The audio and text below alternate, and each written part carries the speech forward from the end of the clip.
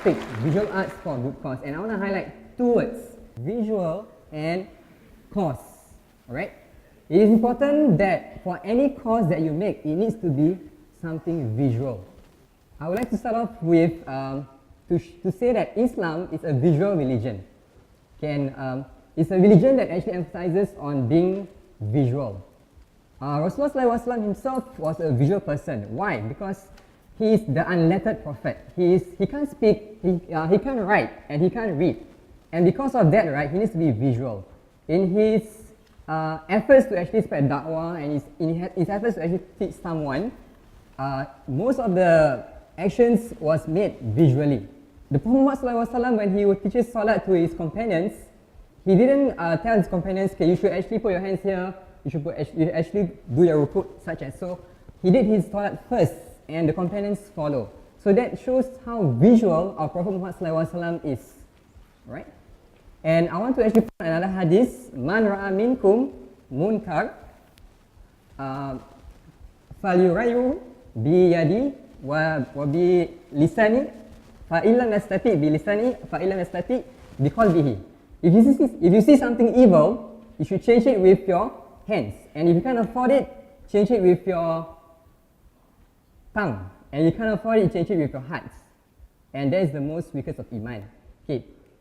I want to actually bring attention to the word man ra'a minkum. So the important aspect to this study is actually about seeing things evil. Before you want to make changes, right, with either with your hand or even your tongue or even with your heart, you must see the evil first, right? So it shows again how important visual is in our religion. And I want to now move on to the project that I did on GAZA, right? So what happened was that we did designs, right, for GAZA in aid of GAZA, our efforts to actually donation that was collected for the shirt sales was passed to GAZA.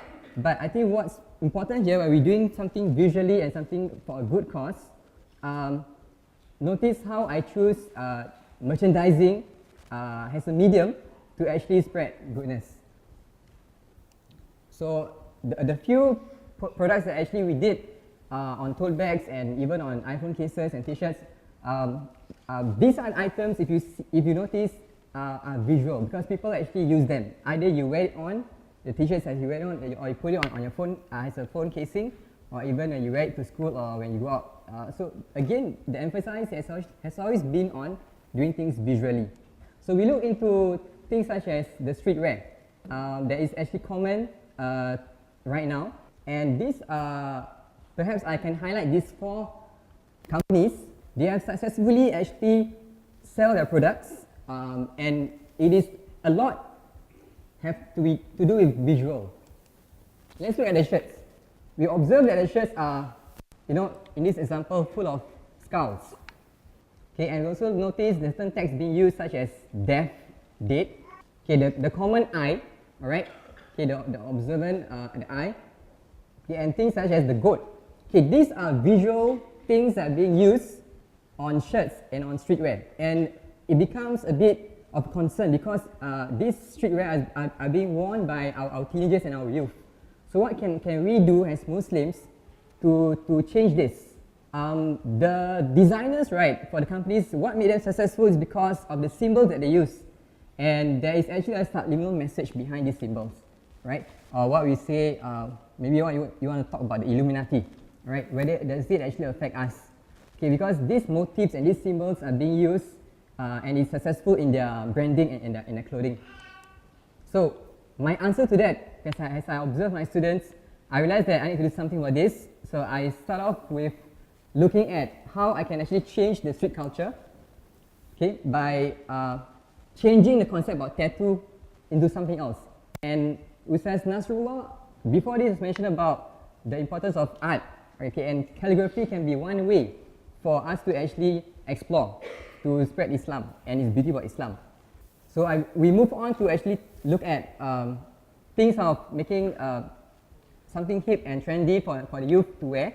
At the same time, how we can actually offer an alternative clothing option instead of the streetwear that they have right now. One of the successful campaign that we did was on Ramadan. right? It was the calligraphy hut that we focused on mimics the tattoo. If you notice, right, it mimics the tattoo styling. All right. So at the same time, we don't compromise on the aspect of that of how successful that a design can be, and how it looks onto the youth. And we had actually a good response over on the social media channel. And it was so good that someone actually imitated us and did something on Shawwal instead of. It's actually a compliment to me actually. I didn't actually complain. This is not from us, but it was done by someone who saw the design of Ramadan and they changed it to Shawwal instead. So I was actually wondering whether would someone actually wear this on Hari Raya. I mean it doesn't make sense, right? You really wear your baju kurung. Okay, so I think my last words would be, if you want to do it something visually important in Islam, and of course you do things with hikmah. All right, and I would actually want to share with you some projects that we did over in for MVAC. Besides just producing clothing and T-shirts, we actually have workshops such as calligraphy workshops, and we also conduct graffiti workshops too. All right. So thank you for your time and attention. Okay, and for more details, you can contact me and find me on Instagram and Facebook. Syukran. Yeah.